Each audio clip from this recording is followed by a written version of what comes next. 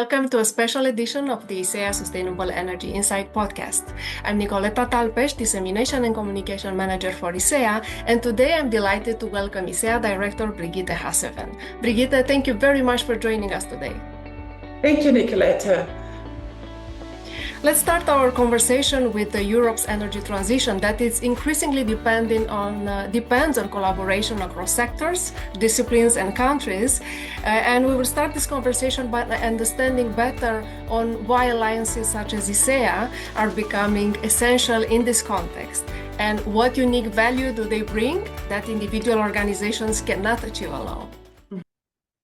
We need to understand that we are part of nature's book, that every breath we take, from our first to our last, is connected to our environment, and that we can only turn things for the better if we respect the atmosphere. Co-creation is what we need to set things in motion. We all need to work together across sectors, disciplines, and countries to build a sustainable circular economy. This is what ESEIA is essentially about. We founded ESEIA to create sustainable energy solutions for the future. We mobilize researchers, educators, businesses, industry, governments, local innovation ecosystems, and connect them on a European scale. We also build partnerships worldwide.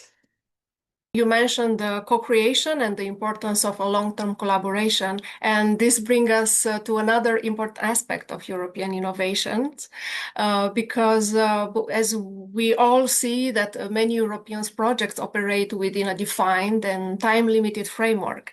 And I'd like to understand what distinguishes a sustainable innovation ecosystem like ESEIA from a successful project, and how can alliances can help maintain this momentum and can help bring impact beyond project life cycles. ESEIA was founded in 2009. Today, ESEIA has 23 member organizations in 13 countries.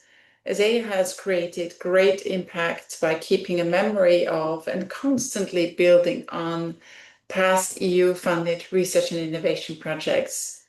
350 experts are members of our 5 working groups. They work on many topics: bioresource utilization pathways, including biofuels, urban regional transition pathways, mobility solutions, digital twins of buildings, sustainable urban space, grid systems of the future, sustainable materials for energy storage, and energy harvesting. Horizontal topics include policies, governance, and business models, legal frameworks, and social life cycle analysis. ESEIA also creates impact by building capacity for people and institutions. We fund our own ESEIA education training program, which has attracted nearly 2,000 people in small, high-quality groups. Finally, ESEIA enhances impact by entertaining partnerships with more than 300 partners in 53 countries worldwide. From your experience as the lead expert of Set Plan Task Force, access to the market, you will let us know more about this experience. How can Europe better transform research excellence into market-ready solutions? And how can they ensure that innovation reaches society faster? The Set Plan was established to support EU's energy and climate goals and make Europe a global leader in low-carbon energy and energy efficiency technologies. What are the barriers for fast market uptake of clean energy solutions? Well, a lot has to do with legal and financial barriers and questions of governance. To accelerate market access, we need to create favorable framework conditions in Europe. We need to be able to test solutions in a safe, pre-competitive environment to get all the support they need to scale up. We need to be able to market our own ideas in Europe. This is an essential element of the European competitiveness strategy. ESEIA has started to support startups, helping them with funding proposals, and we're trying to do more.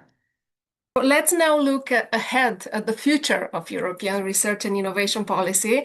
And as discussion on EU Research and Innovation Framework Program 10 begin to take shape, what are the key priorities for strengthening competitiveness, for supporting widening countries, and delivering greater impact? Well, Europe is consistently lagging behind compared to other world regions in innovation performance, and the performance gap is widening. Europe will need to catch up with South Korea, Canada, China, United States, and Australia. I think the green and digital transitions are a great chance for Europe to build on a sustainable circular economy. Europe will need to increase research and innovation expenditure, investments, launch deep reforms, and play the cohesion card. Framework Program 10 will be a key driver. In our position paper, we underline the role of thematic alliances, global ecosystem partnerships, horizontal topics, tailored support for transition countries that can perform better. In June, you spoke about an important shift in European research policy at the Unite Widening Conference in Brussels. What does this shift mean in practice, and what changes are needed to ensure that widening efforts will finally lead to lasting transformation across Europe?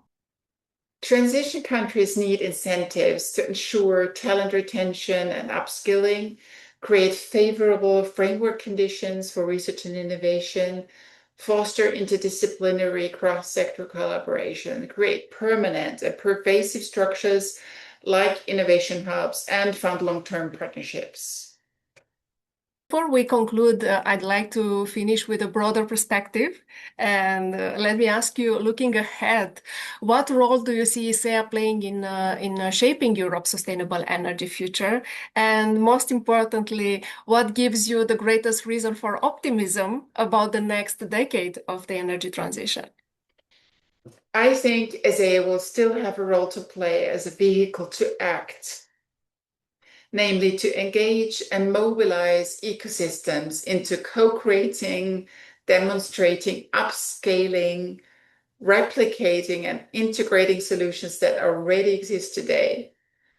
ESEIA will also definitely work on training people on implementing validated solutions, enhancing their skills, and educating the interested public in our lecture series.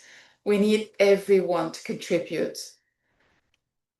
What makes me hopeful is the fact that we have already come a long way, that we're more and more conscious of the fact that we're part of the solution and that we can do things better if only we try.